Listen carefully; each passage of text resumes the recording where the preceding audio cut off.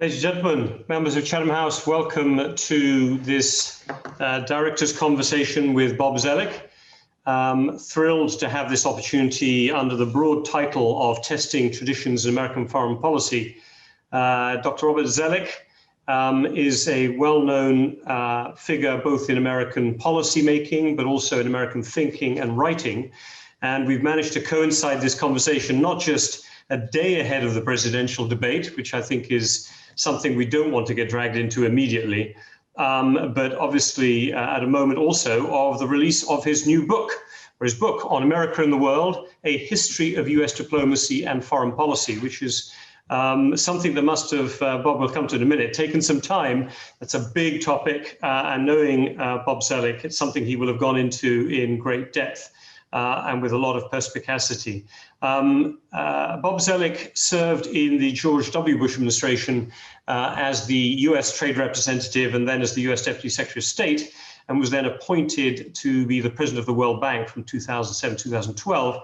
He also served in the George H.W. Bush administration, where he was a close associate of James Baker, initially at the Treasury, but then in the State Department, and went on to become Undersecretary of State for Economic Affairs, G7 Sherpa, and very importantly, one of the architects of that pivotal moment in American foreign policy and European foreign policy of German unification, where he led the 4+2 talks, 2+4, get them the wrong way around, 2+4 talks. Now a senior fellow at the Belfer Center for Science and International Affairs at Harvard, from which he got his JD in law and his Masters of Public Policy at the Kennedy School. So, Bob, it's wonderful to see you again. I know you've participated in at least one other event of ours at Chatham House a little while ago, but this is a public event, and I said one timed very well with the release of your book, as well as a moment where all anyone wants to talk about, I don't know, wants maybe is the wrong verb, can talk about is the US presidential election. So, Bob, I think the most obvious question to ask you is not where do you think the US presidential elections are going to go? Why did you write this book? I could say why do you write it now, but what drove you to write the book? Well, first, Robin, thank you. It's great to be back with Chatham House, although virtually. It'd be nicer to be there in person. And also thank Emily for all of her work in putting this together. So, Robin, I had the idea for the book many years ago when I read Henry Kissinger's book, Diplomacy, which you may recall used history to talk about foreign policy. But I always had a sense that he reflected more of a European perspective. So even while in years of public service, I was often thinking about how I might try to do something that used history to share the American experience and ideas. And so the approach that I've taken in this book is to focus on people, in part because I wanted to appeal to wider audiences, people that like biographies. This is a form of a multiple biography, but also episodes and the practical work of policymaking. And this was, in a sense, a conscious choice because a lot of the work that I've seen in universities on foreign policy tends to focus on international relations theory. And my experience is that while those topics are interesting to debate, they're frankly not too useful when you're dealing with the question of Germany in 1989 or in Darfur in 2005 or restarting the trade system in 2001 or dealing with climate change. And so I wanted to give people a sense of the practice of diplomacy while also sharing these good stories. And as I suspect this has also been somewhat the case in Britain. In the United States, the field of diplomatic history has somewhat faded over the years for an understandable reason. People have wanted to bring in unappreciated actors and themes, but it's led to somewhat of a fragmentation in the field. And Fred Logevall, a professor at Harvard who's just produced a wonderful biography, first volume on JFK, wrote a piece where he said, why have we stopped teaching political history? So this is in some ways to try to nudge the system back. And in my years in government, I would often torture my associates with questions about what they learned of history. I learned that insofar as they had studied some history, it tended to go from 1945 on or World War II on. And frankly, there's a lot of interesting stories in the first 150 years. Now, from Britain's perspective, 150 years may not seem that long, but for the United States, there's a lot of interesting tales. So in a sense, the book is also a series of case studies. So for people interested in the practice of diplomacy, they can ask, what would they do? And no, I was just thinking about this idea of international relations theory dominating the whole process and being able to bring the human element in. I suppose the obvious question then to ask about that, and part of the reason people have gone for the international relations theory, is that when you go individual by individual, you almost find it impossible to learn lessons across that could then be applicable. And as you said, you can end up with some very interesting anecdotes. But I know from the blurb we put together for this meeting, and having just taken a quick skim, you have 5 kind of lessons, 5 theories of American foreign policy that you've brought about. Why these traditions, as you call them? Why did you pick those 5? What are they? And I suppose they cut across all of your case studies. Would be my question mark. They do, Robin. And I didn't want to be heavy-handed in that. A lot of books will try to create a framework and then force the messy facts into the framework. I actually, in each of the chapters, I try to make somewhat of a diplomatic assessment. So for would-be diplomats or people in the civil society that deal with governments, there's a lot of little insights you can pick up. But the traditions focus first on North America, which is interesting because, as you know, as a student of the United States, when you get on foreign policy websites, you'll read about Europe and Asia and Latin America and a degree Middle East and Africa. Very rarely do people talk about North America. Well, obviously, it was a big part of the story in the 19th century. But even in the 20th century, we almost went to war with Mexico again. In World War I, Germany proposed to Mexico that they join in war against the United States, for which they'd receive the states of Texas, New Mexico, and Arizona. For some reason, they forgot California. And then on, for example, the greatest nuclear showdown in the Cold War is in the Caribbean, the same North American space. NAFTA, in my mind, which I was part of, was much more than a trade agreement. It was integrating and modernizing Mexico. But there's a bigger story for the future. And Ronald Reagan actually captured this in a speech he gave in 1979, launching his presidential campaign. It's almost unimaginable today. He said, the United States would be better off with Mexico and Canada stronger. And it's time that we stop thinking about our nearest neighbors as foreigners, which is a little different from what you hear from the Trump campaign. And I think the logic there is, for the United States as a global power, it will be stronger and more effective if it's got a North American continental base of 3 democracies, integrated economy, better demographics than the rest of the world, energy self-sufficiency, ability to export. But that has to be a conscious policy. The second tradition is the importance of trade, transnationalism, and technology. In here, what I wanted to emphasize was that from the start of the United States, trade was more than a matter of economic efficiency. When Thomas Jefferson was drafting the Declaration of Independence, John Adams served on that committee, but he chaired his own committee to come up with a model treaty in 1776. And it basically was a trade agreement. And because, recall, this is a world of empires and mercantilism. And so trade was their foreign policy. But there's an important aspect of that, which is they were trying to open space for private actors. So today, what we call transnational actors.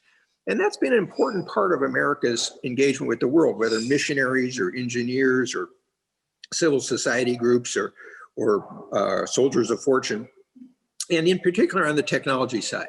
So to understand the United States, one has to really get a sense of how its innovative capacity of technology, particularly in the 20th century. Then the third is the role of alliances. And here, as you know, for 150 years, the United States stays away from alliances because of Washington and Jefferson's sort of early warning, wanting to stay away from the European system. So in some ways, you can look at much of American relations with the world as ways to interact as alternatives to alliances. And then all of a sudden in 1947-49, frankly, it's unplanned. It's quite by accident. The United States creates this alliance system that also has economic dimensions, and it guides the world for 70 years. It has to adapt. It has to change. As you mentioned, I was part of the effort with German unification, where we're trying to end the Cold War peacefully. But the question will be, what is the future of that alliance system? The fourth one is the importance of public and particularly congressional support. Again, many foreign policy experts in the United States sort of treat Congress as a foreign land. Kennan had absolutely no ability to deal with Congress, and he kind of was dismissive of it. And from the very first story where I talk about Ben Franklin on, I explain how Congress and public opinion is critical for the basis of support going forward, and will be again. And then the fifth and last one is the notion of America's purpose. In here, I'm not talking about exceptionalism, because obviously all countries have a sense of their own special nature. I'm trying to relate that in some ways, the best way to explain this is for people that have a dollar bill in their wallet sometime, go look at the back and you'll see the Great Seal of the United States. And perhaps you've just skimmed or never thought about it, but there's this unfinished pyramid, and it is unfinished, which is quite symbolic. It has the Eye of Providence above it, and below it is Novus Ordo Seclorum, which is New Order of the Ages. So even this new nation, small on the borders of the Atlantic coast, it was thinking in big terms. And my argument is the nature of the purpose changes. So at first it's to simply preserve a republic in a world of empires. Then it's to preserve the Union. And coming out of the Union are some notions about how one deals with confederal structures or cooperative arrangements. By 1900, the United States is a world power, and it's a question of how it engages in the balance of power system, which I talk about how Teddy Roosevelt mediates wars in East Asia and the first Moroccan crisis. For Woodrow Wilson, it's to make the world safe for democracies. It's not to make the world democracies, but it's to preserve safe space. For Roosevelt with Churchill, it's the four freedoms in the Atlantic Charter. In the Cold War, it's the leader of the free world. For Bill Clinton, it's the indispensable power. And my argument is, this is a key aspect of how Americans see their place in the world, but it changes based on the conditions in the world, the state of freedom, and the basis of public support. Very, very interesting. And we're going to want to come back, I'm sure, to many of these comments, because as you say them, and especially as you went through your series of purposes, if you see what I'm saying, and how they evolved, I find it particularly interesting. But it leads to the obvious question, because there was almost a flow of that, towards freedom. And I know a lot of non-Americans, I'll count myself included, always think of America's purpose slightly as the beacon on the hill, that it is meant to be the thing that other countries could aspire to in terms of individual freedom. I'm not going to, put everything in that basket, but that aspect of freedom and individual freedom has always been such a calling card for people outside the US. But in that context, where does, not because I want you to talk about President Trump, but where does Trump fit into the traditions of American foreign policy? Is this a return to status quo ante, pre-47, 49, what you said was the norm, the 150 years, and it's just been coming inevitably? Or is this an aberration, and there's some other new phase that you haven't quite coined yet compared to the other five coming up? What's your take? Well, from my perspective, Trump is clearly an aberration, and we can explain, but his whole political power has been as a disruptor. And as someone who's trying to break away from the established system. And we can talk more about that, how that shows up even in his foreign policies. But as you said, I think, I didn't want to write a book just on Trump. I wanted the book to kind of have a longer life to it. And as you said, for the first 150 years, America avoids alliances. But what I wanted to underscore was it wasn't isolationist. Many Europeans assumed that because we weren't part of the European security structure that we were isolationist. And I partly wanted to recall some of the earlier ideas and experience, whether related to international law or arms control and regional security or economics and trade, because those could very well be important elements of the future system.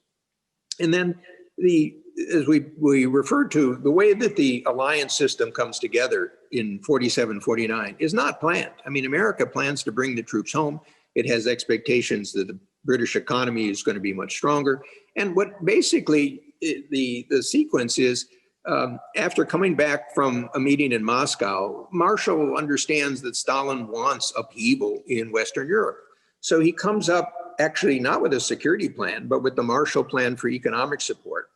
He realizes it won't work unless Germany is part of it because of the economy. That really sort of precipitates the creation of the Federal Republic of Germany today. And then once you create the Federal Republic of Germany, you have two concerns. One, the French and others are anxious about rebuilding Germany. And of course, you've got the Berlin crisis. And so the Soviet Union shows its sharp teeth. And so that leads to the creation of NATO. And then what is also in the background is the 1930s economic experience and the collapse of that system. And that, I think, is still relevant for today.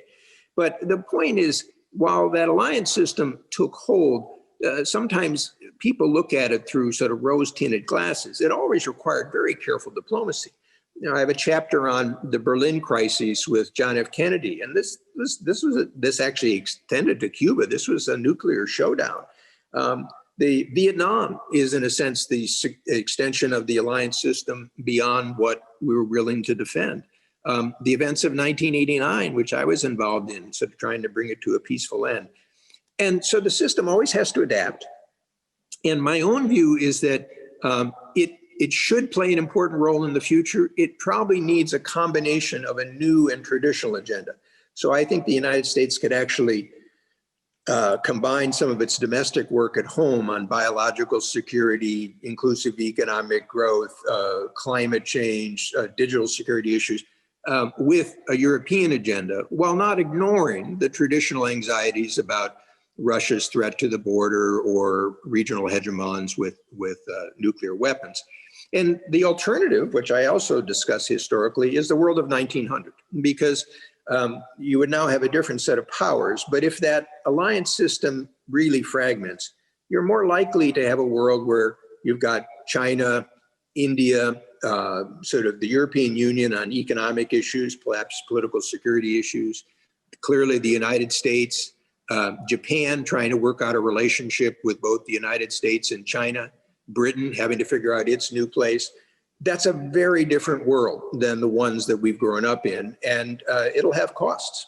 You know, it's interesting the way you've framed it. As you said, it's not an aberration. But I think most people, when they, again, bring this from a British perspective with a fairly short memory of history or even reading of history, take that period of American isolationism of the 30s and sort of think of that as the normal America, if you see what I'm saying, that particular moment where it closed in on itself, and therefore keep waiting for the clam to shut again, as it seems to be doing now. I mean, Congress played, and you mentioned that public opinion and Congress were important, and you elided the two together in your point about your tradition there. I think it was your fourth tradition. Where do you see the role of Congress today in this? Because Congress has become incredibly partisan. Again, maybe that's a return to the past, I'm not sure. But Congress and the relationship between the presidency and Congress has really become quite a determining factor of American foreign policy. Is there anything either historical that you think about today? Is there a pattern from the past? Is there something to learn from the future about Congress's intercessions and involvement in American foreign policy? So there are always ebbs and flows.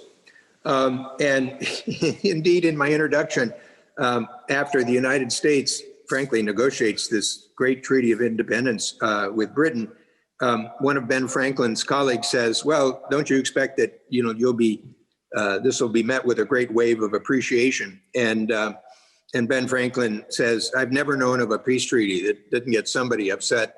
And the idea of blessed are the peacemakers is probably more left for the afterlife than this one. But my conclusion would be it ebbs and flows, but it's always important. So I have a chapter on a quite interesting individual named Charles Evans Hughes, who works quite closely with Balfour in 1921-22. And this is right after World War I. Remember, the US Senate has denied Wilson's treaty in the League of Nations. And the Senate's in the ascendancy. One of the senators from Hughes's own party says, it doesn't matter who's Secretary of State, the Senate's going to run everything anyway. And I show within 2 years how basically Hughes turns that around with a shrewd sense of public opinion and frankly creating momentum for naval arms control related to regional security. Then, as you referred to, you have the neutrality laws of the 1930s, which are quite restrictive. In the period of 47, 49, some of these historical episodes have been well covered. So I try to bring out some dimensions that are underappreciated. And I talk about the role of Senator Vandenberg. And there's a lot there for people interested in sort of the congressional dimension. Then, as you mentioned, in the Cold War, there's a shift to executive power. But if you recall Vietnam in the 70s, Congress tries to roll this back. And I think today, one of the questions I'm trying to tee up will be, you'll have changing coalitions based on the public attitudes.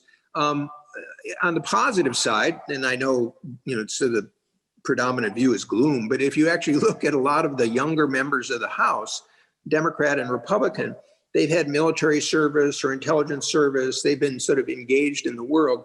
And I hope that will be a constructive thing. But the key notion is there's a place for key actors. And just to give you and your audience a little insight, kind of sort of below the radar screen, the subcommittee on appropriations, so that's the spending committee, the one that deals with the international side.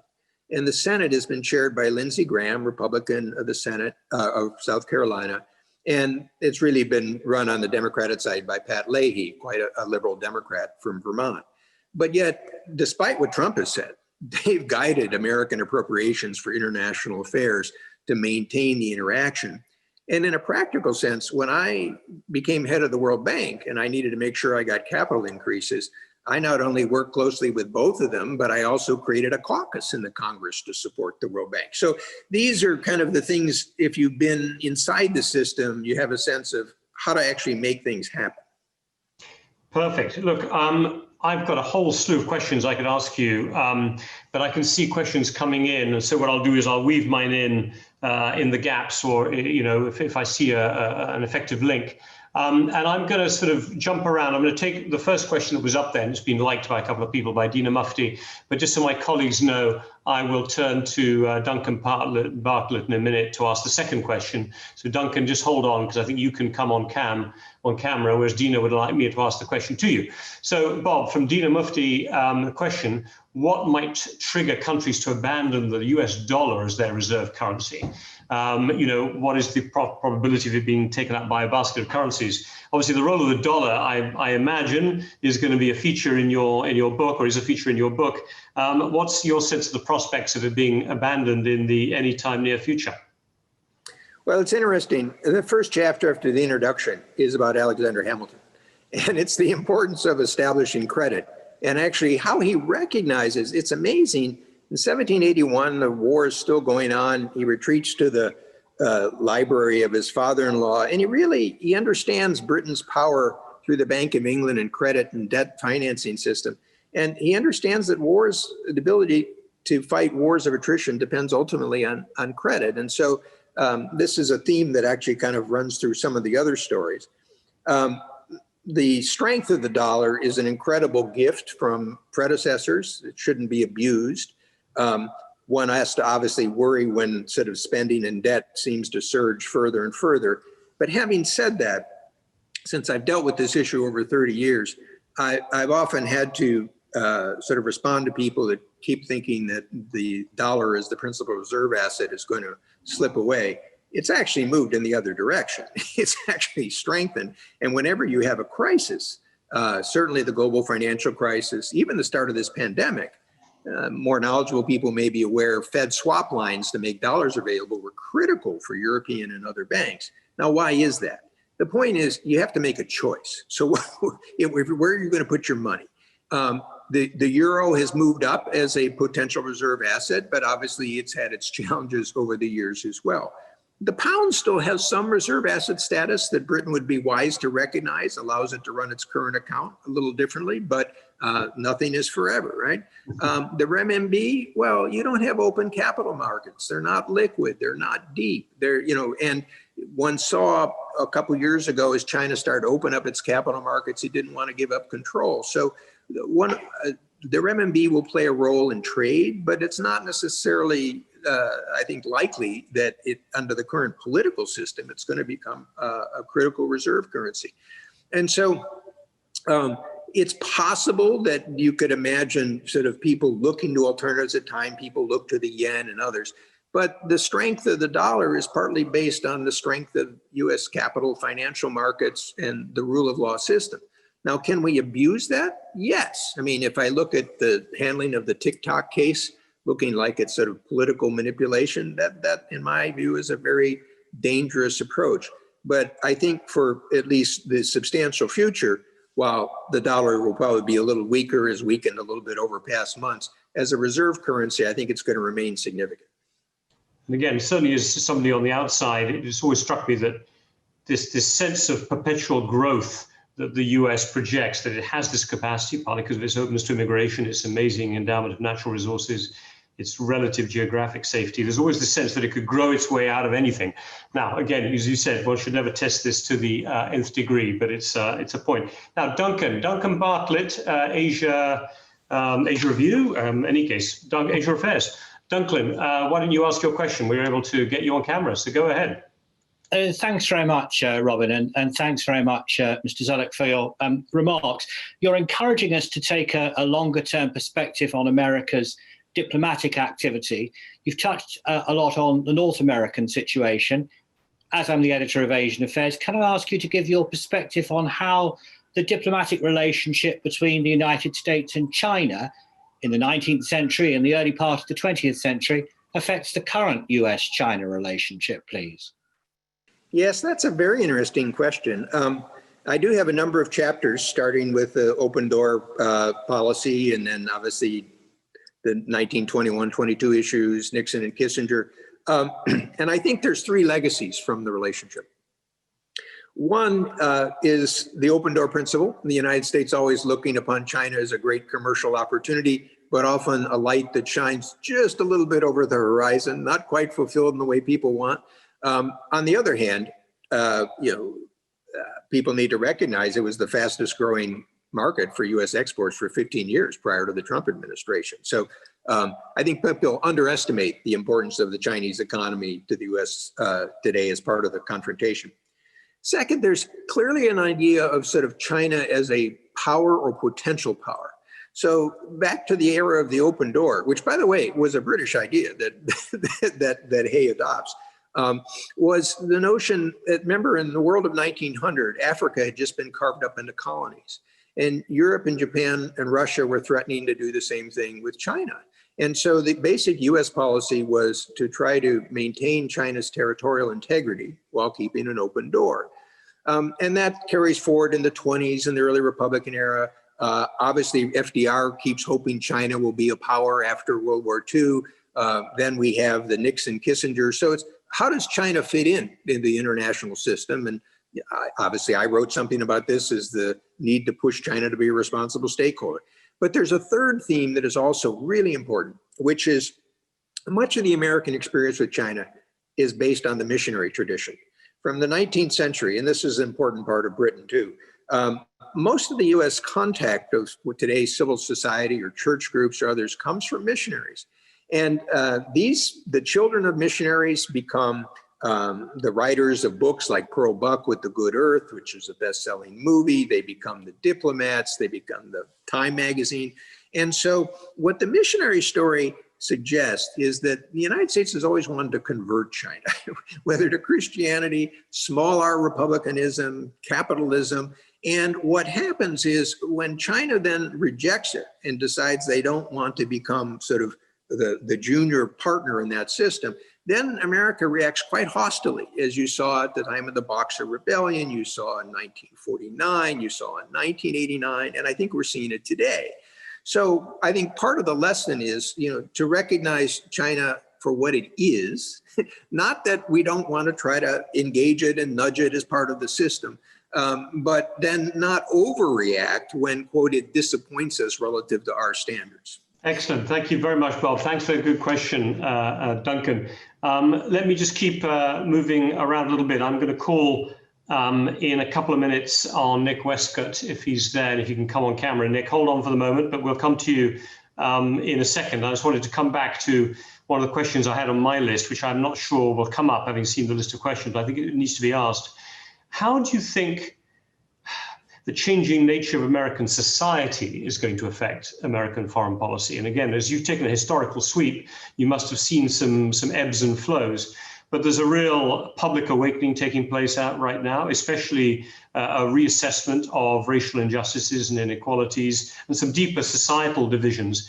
Do you think these are likely to sort of play out into the choices of US foreign policy, or even the capacity to undertake the foreign policies? Is there going to be something different about American foreign policy going forward, do you think?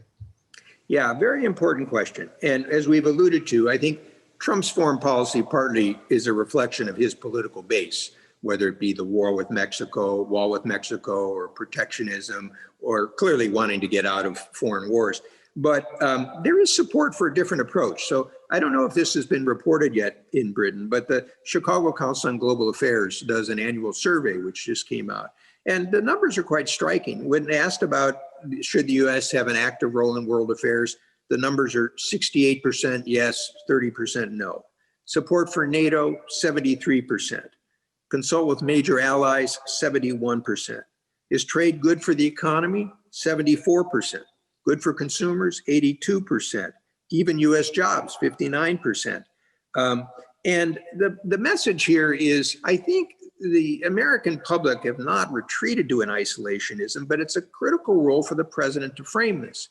So I also point out, late in 1945, Gallup did a poll and asked Americans, how important will international affairs be?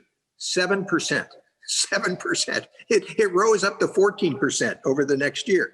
But, Truman, in a different way, Eisenhower, Reagan, Clinton, they saw part of their job as shaping sort of America's international engagement. Now, and as for the social or sort of racial dimensions, at times this has pushed America inward. So the 30s would be a prime example. And on the racial side, it's clearly been a huge detriment. It was a detriment around 1900 with sort of anti-Asian actions that undermined what Teddy Roosevelt was trying to do. At times it's undermined our relations with Latin America. On the other hand, it also has been a prod to overcome some of these issues. So you can see in the 1960s, during the Cold War, the civil rights movement also led to a discussion of how can we stand for freedom if African Americans and Blacks are treated as the way they are. And I'm struck today, Robin, that the movements in America, such as Me Too or Black Lives Matter, tend to echo around the world. And I think, this is a challenge for Americans because when we face these and overcome these issues, it goes back to the point where I think it enhances America's status. But, and this is where I perhaps differ with some that believe all foreign policy is driven by structural forces. This is the role of leaders. A nice punchy end point. No, thank you very much for that comment. Very, again, interesting, your point about the civil rights 1960s period in particular. Nick Westcott. Nick, are you there? It'd be great to get you in. It's a question that I think we've all been waiting for. And introduce yourself as well, Nick. Thank you very much, Bob. Your book is fundamentally about US foreign policy, but in passing, you have quite a lot to say about Britain. And in this country, you will notice the belief in the special relationship remains strong, the belief with increasing desperation. So from your point of view, how does Britain fit into this new world that is emerging that you were describing at the beginning, that the US is going to have to find its place in? But where does a post-Brexit Britain fit in there? Thanks.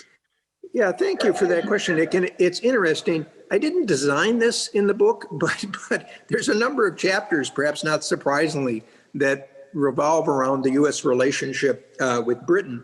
And I think particularly over the past, or really almost 100 years, the U.S. has had a sense of special relationship with Britain that sometimes is more doubted in Britain. And perhaps it's the uncertainty. But just to give you, again, a little reference point, Alexander Hamilton, right after our Revolutionary War, basically seeks a strategic partnership with Britain because he thinks that the United States will grow as a power, but it could fit into the mercantile world of Britain. And interestingly, the then First Minister, Lord Shelburne, has a similar idea, but politically, they both don't have the base for it for the next 100 years. And as I mentioned, John Hay, who was allegedly Queen Victoria's favorite ambassador, basically when it comes time to the open door policy, he draws it from what I call idea merchants from Britain who felt that British as an imperial power sort of couldn't play this role. So it goes on and on. It's not just Thatcher and Reagan, it's sort of throughout the period. And so for Britain today, I think this is a critical moment. And it's a critical moment not only for Britain, but it's a critical moment for the United States, because I think Britain can and should play a significant role. My advice would be, first, don't split up. So when I read about Scottish secession, I understand all the complaints about the money and the fiscal side, but that would be a terrible signal of confidence to the rest of the world. And by the way, the service sector and universities and other qualities in Scotland, I think, add a lot to Great Britain. Second, recognize the value of British institutions. And this is the challenge in America these days too. But in my experience, the Bank of England, the Treasury, your intelligence agencies, your universities, these cut above their sort of place and size. They're influential. They're part not just of the power resources, but they're part of sort of the intellectual debate component.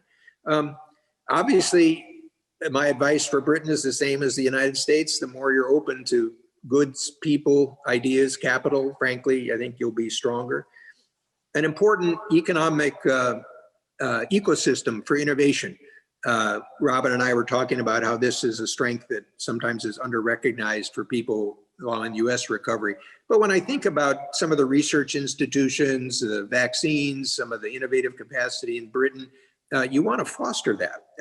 And then the last point, again, draws from my personal as well as experience as well as historically, and that is full service powers get extra points. And so, as Britain's military shrinks, I always get a little worried. And because it's not that you're going to be sort of a world power, but frankly, your ability to contribute across the board on military issues makes Britain a different player than, say, Germany is today with all of its strengths. Bob, thanks. I'm just going to piggyback very quickly on this. We've got a lot of questions left and not a huge amount of time. But you give a very good description of what Britain should do. Could you just say a word or two about how you think Americans perceive Britain right now? The old famous special relationship, which under Obama and David Cameron was briefly recast as the essential relationship. But what's your thinking about this? Does it have a purpose or a value in today's world? Was it even just a little bit of marketing in its own time? Well, understandably, Americans are preoccupied with their own internal political debate. And there's a sense that some of the forces that have assaulted the US political system have also assaulted the British political system. And so, whether it's search for identity, whether it's a response to immigration, whether it's people's sense of displacement, you get a mixed view in that probably most Americans who are knowledgeable at foreign affairs would have liked Britain to remain in the European Union, to be a force and player, but people recognize that decision has been made. And so there's also an understanding, given America's own sense of sovereignty of independence, why Britain would, at least some people in Britain would want to move out of it. So this brings you back to the devil in the details of how it's done. And so I think there's an empathy. My own view is that the United States, for its own interest as well as Britain's interest, should be more creative in supporting it. So I've written in a couple of places why the type of trade agreement we should have is not just sort of the pure small items, but perhaps we should negotiate it as a North American economy. So with Canada and Mexico together, and help set rules for the future and connect Britain in the larger international economy. And it's a good example of how individual actions have to fit within a strategic framework. But I think the bottom line of it, Robin, and you're an experienced hand at this, is that people have to face the realities. So if Britain withdraws, if Britain seems to become little England again, the world will move on. And that's why I'm, been quite vigorous about saying the intellectual, the historical experience, the security, the economic power, the institutions.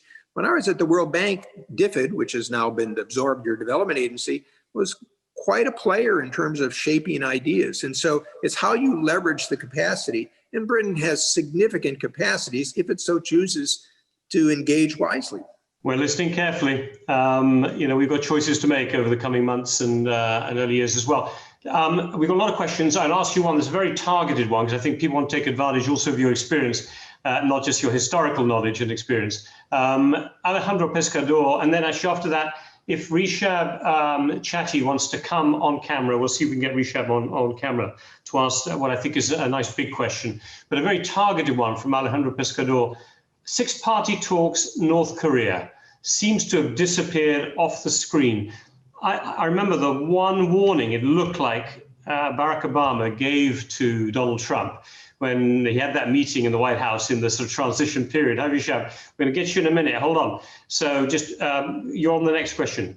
Glad to know we can get you. Alejandro Pescador is about North Korea. And I remember that when Trump was sitting there in the White House and Obama was kind of giving this look, you felt he'd given him North Korea, and Trump had gone, oh my God, is this something I'm going to have to deal with? And he had this sort of slightly shaken look in his face. What's your sense about North Korea? Is this something that's just a little thing that bops up and down now and again, or is it a real global risk? And does it matter, therefore, if it's now gone completely off the agenda? Well, I think the U.S. policy towards North Korea during the Trump administration have reflected his fundamentals, which is that he likes the idea of a big transaction. He wants to, his ego needs to be courted. He's not very attentive to details.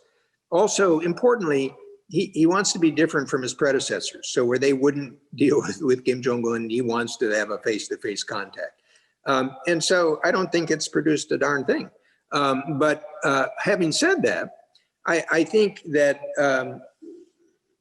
this is, in a way, there's a little analogy to the chapter I do on Charles Evans Hughes and arms control. Some arms control experts just get lost in the technical details. The story of that chapter, which deals with the strategic weapons of the era, battleships, particularly in the Asia Pacific, suggests the need to connect an arms control strategy with a regional security strategy. And by the way, I have another chapter dealing with the Russo-Japanese War. I don't think you can deal with North Korea unless you see the relation not only with South Korea, but Japan and China and Russia. It's the cockpit of security issues in Northeast Asia.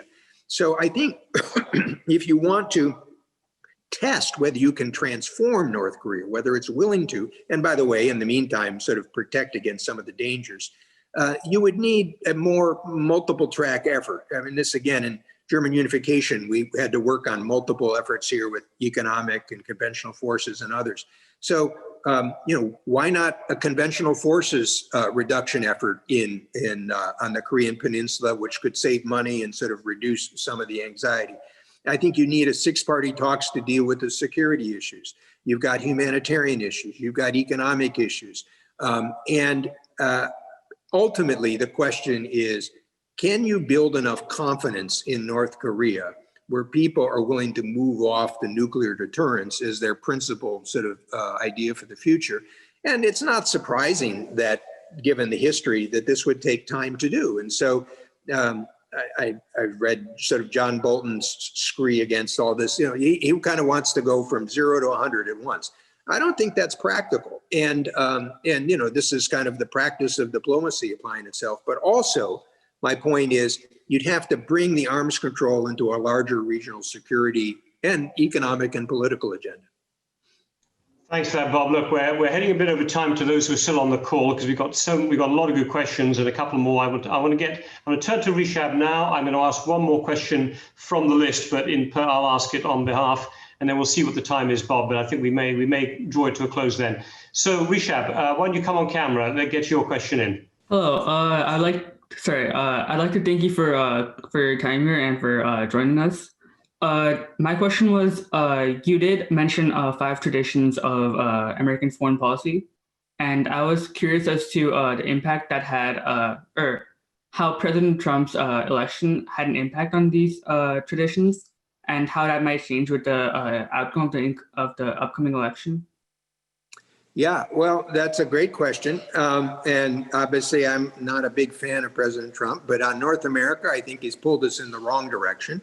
I mean, the wall with Mexico isn't exactly the way to sort of build a deeper relationship. But let me drive it a little further. They renegotiated NAFTA as this USMCA agreement. And that was telling because Trump wanted to get rid of NAFTA, and frankly, President Lopez Obrador probably wanted to get rid of it too. But the benefit of 25 or 30 years of integration was they really couldn't. But to give you a small example, the investment rules have been watered down. And when I was talking to the Mexican negotiator of NAFTA, who was a colleague of mine at the time, he said, you know, it's such a shame because we use the investment rules to frankly import rule of law into Mexico. And so if you're interested in terms of Mexico's economic and political development, you would welcome investment into Mexico. That's not the way that Trump sort of views things. And obviously, you know, declaring Canadian aluminum a national security threat is somewhat beyond me.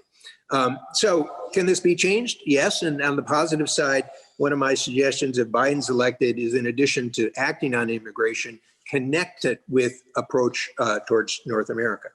On alliances, Trump obviously feels the United States has been taken advantage of. He threatens to withdraw from alliances. I don't think he understands kind of the mutual sort of interest and nature of that. People within his administration have argued they've kept alliances going. Frankly, it's a serious question if he's reelected, whether those alliances will survive. Now, on the other hand, you know, in a practical sense, Japan, South Korea need the security protection. People in Europe can decide how much is Europe able to stand up its own security capacity. You know, so you could turn these things around if you also broaden them with some of the topics I talked about, like biological security and environmental security topics. On trade, he's obviously a protectionist, deepest protectionist since Herbert Hoover, and I think that hurts the United States. Congressional and public support, as I've explained, he represents a constituency, but it's a negative divisive constituency. And as I've suggested, I think there's public support there for a different American engagement, but the role of our leaders is to catalyze it. And as for America's purpose, you know, his idea is America first doesn't have to become America alone. And I think America has lost some of its soft power appeal because of his presidency. So I think it's been a very negative turn for the United States, and we'll see what happens in the election. Thanks for that one, Bob. Look, I'm going to squeeze one more in. We will have gone 10 minutes over by the end of it, but we don't want to miss this opportunity to get your thoughts. And I'm going to, just for speed's sake, going to ask the question that John Mason posed on our Q&A line. Has the emergence of technology changed the game for foreign policy? You know, in a quantum tech era, has the spatial geographic field been displaced by the shared mental field of contestation? So, you know, we have shared mental fields before. You used to have geographic separated fields, but has, you know, here you've got a sweep of history. Has technology changed American foreign policy? Well, I'm really glad you both asked that question. I put a chapter in about a man named Vannevar Bush. And you wouldn't find Vannevar Bush in most histories of U.S. foreign policy. And just to give you a little flavor for it, in July 1945, which is the way I opened the chapter, he's associated with three events. One, the nuclear bomb test, the atomic bomb test, because he's the principal liaison with Franklin Roosevelt. Second, he launches a report that is called Science, the Endless Frontier. He basically maneuvers Franklin Roosevelt to ask him to write this report based on their World War II experience. And he outlines what at Stanford is called the triple helix system, the importance of basic research from the government, universities, and the business sector. And it's my belief that, frankly, that was critically important in the United States competition with the Soviet Union and at the turnaround in the 80s where the Soviet Union couldn't catch up. I think it'll be important in the contest with China. And I also wanted that chapter to explain how diplomacy can relate to other scientific topics such as pandemics or climate change, because I also had experience in the 92 Framework Agreement. But third, Bush has one other thing, you can't make this up. He writes an article in the Atlantic magazine that imagines what he calls to be a Memex machine. And in a sense, he's envisaging the early personal computer. Now, this is 1945. Big computers are just starting to get on the scene. And he won a a Navy radarman off in Leyte in the Philippines comes across this article in a reprint in Life magazine in a Red Cross library. And it inspires him to go back and do computer engineering. And he's one of the fathers of the personal computer system. Wow. And by the way, another one of Bush's graduate students founded Silicon Valley. So I consciously put that in because, as you were sort of alluding to, Robin, foreign policy often talks about geopolitics. And I've tried through this book to insert the economics that you and I think is important. But I also believe science and technology and the policy frameworks domestically and internationally will be very important. And by the way, that goes back to our question about the future role of the United Kingdom. So, final thought, but the geopolitics could end up squashing the opportunity for technology, if you see what I'm saying. And right now, the geopolitics and the technology have become completely enmeshed. And it's as if America can't give up being the global technology leader. This exalted position is held now for whatever we want to call it, 70, 80 years probably. Could America, with its foreign policy, live with another power as powerful as it is in technology?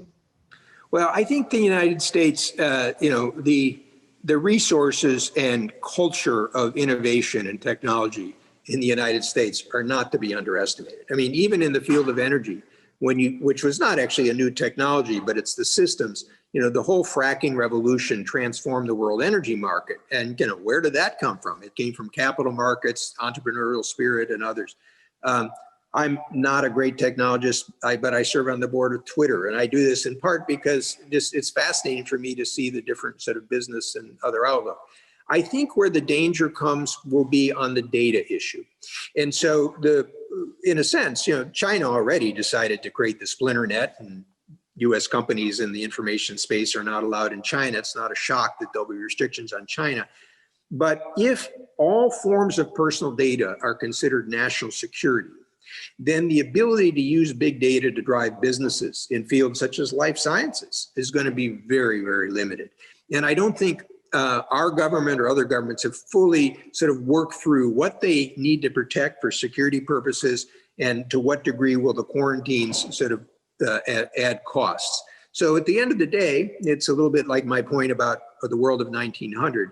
You could create a much more fragmented and splintered system.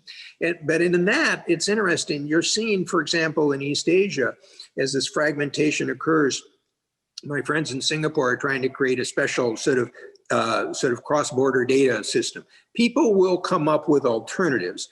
My worry is they'll just be much more costly, less productive, undermine the ability to get global growth. And those are all things we're going to need. Well, it brings back to this idea that it'll be particularly important to your comment about alliances being part of the American tradition. If America tries to go it alone, in a way, on a data technology approach, it probably won't have the critical mass you were just describing as being so important. If it can team up with quote unquote like-minded countries, but in particular Europe, and overcome the technology divide, there could be opportunities. Look, Bob, we could keep going. I apologize to those people whose questions I didn't get to, but I think if anyone wanted to have their appetite whetted for reading a book that I feel you could almost take slices out of, and I'm not normally a book promoter in these roles because we enjoy the conversation, but I think the way we wove in Your America and the World, the history of diplomacy and foreign policy, the way you wove in the stories there was very appealing, especially at this moment where we're all trying to understand where America might go in the future. So, Bob, thank you very much. Before everyone peels off the call, can I just say very quickly that we've got we're reinstalling our COVID meeting series, starting again at 11 o'clock this Wednesday with Dr. Michael Ryan, the Executive Director of Emergencies of the World Health Organization, will be the guest. And I think we're calling it Living with COVID now rather than Fighting COVID. We've made some appropriate post-summer adjustment, and in particular, maybe reflecting the reality in the UK and many other parts of the world. So for guests and members who want to get a very different type of diet to the one they just had now, it's available Wednesday, 11 o'clock next week. But Bob, back to you. Thank you very much indeed. Great talk. Book sounds fascinating. I'm glad you were able to set politics to one side and sail into the shoals of history. The debate tomorrow will bring us all back with a bump. But in the meantime, we will bask in your comments. Thank you very much, Bob. All the best. Thanks for having me, Robert. Our pleasure. Thanks very much. Thanks to guests for being here with us. Bye.